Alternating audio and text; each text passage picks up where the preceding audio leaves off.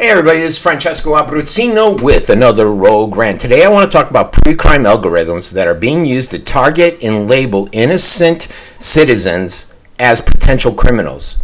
And this story reflects around Chicago, and I've passed out before where police officers are now using these new software programs where they can go up and read your license plate number, and once they get your number, within seconds they can have a program that will go through all your social media, through everything, and it'll come back and let the officer know if there's a propensity, a possibility that you may act foolishly, you may be a criminal, whatever.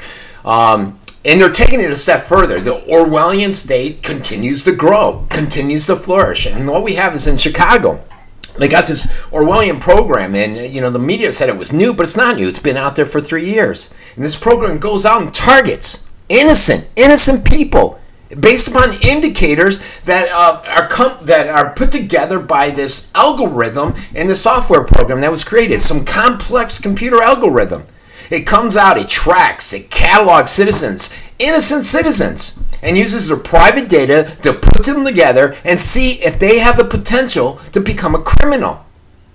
And once an innocent person has been labeled as a threat, guess what? They get a notification. They've been marked as a criminal.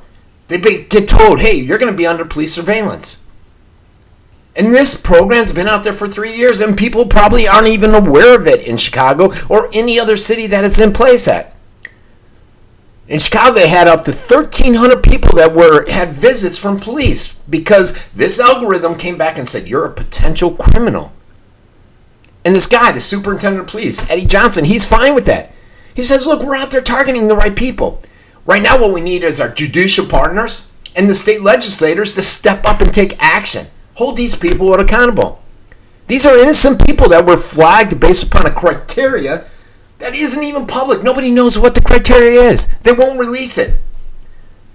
This whole database, this algorithm was built with unknown factors.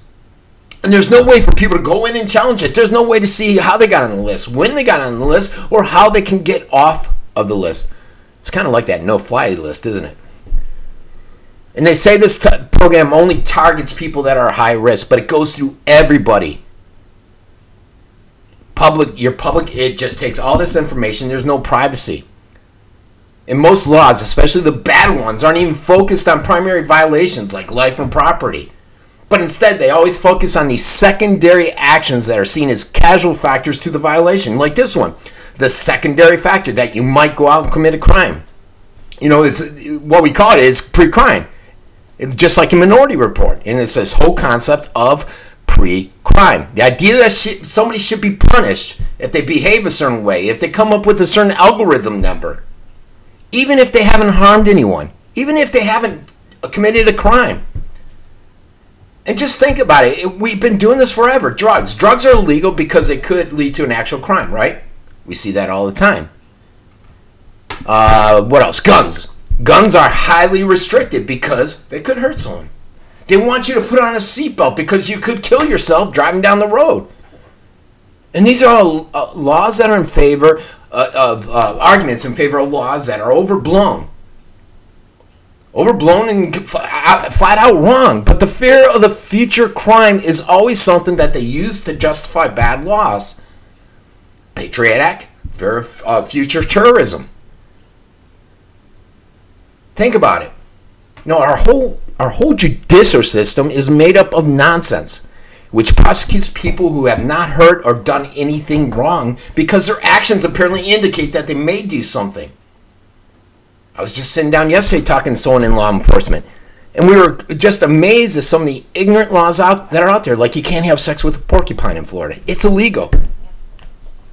But to begin to target individuals before they even have done anything, taking this idea of pre-crime a step further, ushering in a new age of Orwellian surveillance, it's going too far.